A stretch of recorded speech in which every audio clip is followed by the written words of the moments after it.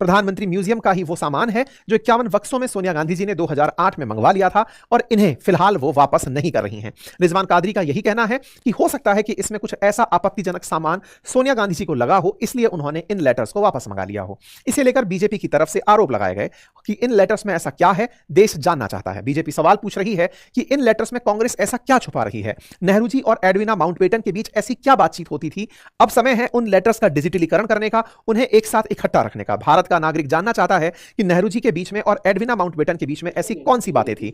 इन बातों को लेकर के बात की गई है। साथ ही साथ में नेहरू जी ने इस देश के अंदर रहते हुए अन्य नेताओं से जो बातचीत की, अंतरराष्ट्रीय स्तर पर जो बातचीत की, उनका भी जिक्र होना चाहिए। तो इस तरह से अब फिलहाल के लिए डिमांड्स होना शुरू हुई हैं। अब ये पत्र नेहरू जी ने किसी को लिखे तो यहां नेहरू जी के पास भी हैं। ऐसे ही चूंकि माउंटबेटन ब्रिटेन के रहने वाले थे तो ये पत्र वहां पर भी रिसीव हुए हैं। तो दोनों के बीच में पत्रों का पत्राचार हुआ है। तो जो पत्राचार होकर के ब्रिटेन में गए, वहां पर भी इन पत्रों को मांगा गया कि एडविना माउंटबेटन से क्या बातें हुई। वो पत्र भी अभी तक किसी को नहीं दिए गए हैं। एक लेखक ने लगभग 3.5 करोड़ रुपए केवल इस बात पर खर्च किए कि वो इन पत्रों को जान पाए। 3.5 करोड़ रुपए खर्च किए कि इन पत्रों से निकालकर वो एक पुस्तक बनाए, लेकिन उन्हें ये पत्र ब्रिटेन में भी सरकारी कार्यालयों के द्वारा नहीं दिए गए, ना ही वहां की सरकार के द्वारा, ना ही राजघराने के द्वारा, क्योंकि इसे एक आजादी के प्लान के लीक के रूप में भी देखा जा सकता है। तो नेहरू जी और एडविना जी के बीच में ऐसा क्या था, कौन थी ये लेडी माउंटबेटन, इनके बारे में थोड़ा डिटेल से जानते हैं। इनका नाम असल में एडविना एशले माउंटबेटन था। ये 47 साल के माउंटबेटन जब भारत आए थे तो उनसे मात्र 1 साल छोटी यानी 46 वर्षीय महिला थी। इनकी बेटी भी इनके साथ थी जिसका नाम पामेला हिक्स था। वो उस समय 17 वर्ष की थी जब एडविना भारत आई थी। नेहरू जी उस समय लगभग 60 वर्ष के थे और दोनों के बीच एक दूसरे को जिस तरह से देखा जाता था, लोग इससे एक्स्ट्रा मैरिटल अफेयर की फीलिंग निकाला करते थे। कहते थे कि भारत में नेहरू जी लॉर्ड माउंटबेटन के गवर्नमेंट हाउस में जो गार्डन पार्टी दी गई थी, वहां पर जब प्रेजेंट हुए तो वो एडविना के पैरों में बैठे हुए थे। एक तस्वीर है जो आर्काइव में उपलब्ध है 28 मार्च 1947 की, जिसमें एडविना माउंटबेटन सोफे पर बैठी हैं और नेहरू जी एडविना के पैरों में बैठे हुए हैं। कहा गया कि नेहरू जी के पास सीट नहीं थी इसलिए वो नीचे बैठ गए थे, लेकिन लोग जानने वाले इसे अपनी नजरिए से देख रहे थे। देश के अंदर देश का भावी प्रधानमंत्री जो होने वाला है वो एडविना के पैरों में बैठा हुआ है। हालांकि कहा गया कि नेहरू जी वहां पर जगह ना मिलने पर नीचे बैठ गए थे। खैर, इसी तरह से और भी बहुत से नजारे हैं जो देखने को उस समय के इतिहासकारों को मिले। इनमें से एक है लॉर्ड वेवल के जमाने से ही नेहरू जी गवर्नमेंट हाउसेज में जो स्विमिंग पूल थे वहां तैरने जाया करते थे। लेकिन यह बात खास तब हुई जब एडविना माउंटबेटन भी इसी स्विमिंग पूल में नेहरू जी के साथ तैरने जाती हुई देखी गई। तो इस तरह उन दोनों के बीच के संबंधों की चर्चा बहुत होने लगी। इसी को लेकर कांग्रेस के कद्दावर नेता रहे अबुल कलाम आजाद ने अपनी किताब इंडिया विंस फ्रीडम में लिखा कि लेडी माउंटबेटन से तो मुतासिर हैं ही, सॉरी नेहरू माउंटबेटन से तो मुतासिर हैं ही, दोनों अच्छे मित्र हैं ही, लेकिन उससे कहीं ज्यादा वो लेडी माउंटबेटन से मुतासिर हैं।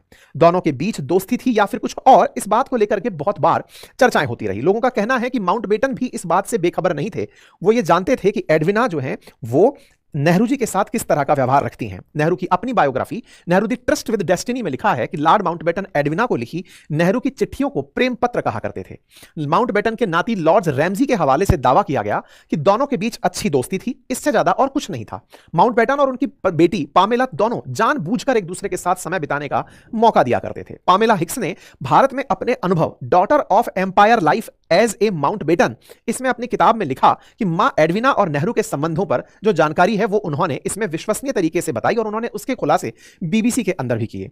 नेहरू जी के जो एडविना के साथ जो रिलेशंस थे, जो उनके साथ मित्रता थी, उसकी चर्चा कई प्रकार की चीजों में देखने को मिली। जैसे नेहरू ने जब एडविना यहां से जा रही थी तब एक विदाई भाषण दिया था। उस विदाई भाषण में उन्होंने कहा पामेला के लिए, जिसका जिक्र पामेला की किताब में भी है, कि नेहरू ने भाषण में कहा कि आप जहां भी गई आपने सांत्वना, उम्मीद और प्रोत्साहन दिया है। भारत के लोग आपसे प्यार करते हैं और आपको अपना ही मानते हैं और आपके जाने पर दुखी हैं। तो नेहरू जी भारत छोड़ करके जब अंग्रेज जा रहे थे तो उनके लिए जो विदाई भाषण दे रहे थे, उन विदाई भाषण की बातें पामेला हिक्स ने अपनी किताबों में लिखी। ऐसी बहुत सी तस्वीरें हैं जिसमें नेहरू जी और पामेला एक साथ कई बार देखी गई हैं। साथ ही साथ माउंटबेटन भी इस बारे में बुरा नहीं मानते थे। कहा जाता है कि एडविना की नजदीकी नेहरू से थी। यह बात माउंटबेटन अच्छे से जानते थे। वो मानते थे कि दोनों के बीच भावनात्मक संबंधों को देखते हुए उन्हें ज्यादा से ज्यादा समय दिया जाए। एंड्रयू लॉनी ने हाल ही में प्रकाशित अपनी किताब the Mountbatten their lives and lovers में लिखा है कि एडविना और माउंटबेटन दोनों शादी के बाद प्रेमी रहे हैं। एफबीआई की भी हाल ही की जो डिस्क्वालीफाई की गई फाइलें हैं उसमें बताया गया कि माउंटबेटन जो हैं वो समलैंगिक थे। अब इन सब बातों के बारे में सोशल मीडिया और मीडिया में जो प्राप्त जानकारी है वही सब मैं आपको पढ़कर सुना रहा हूं।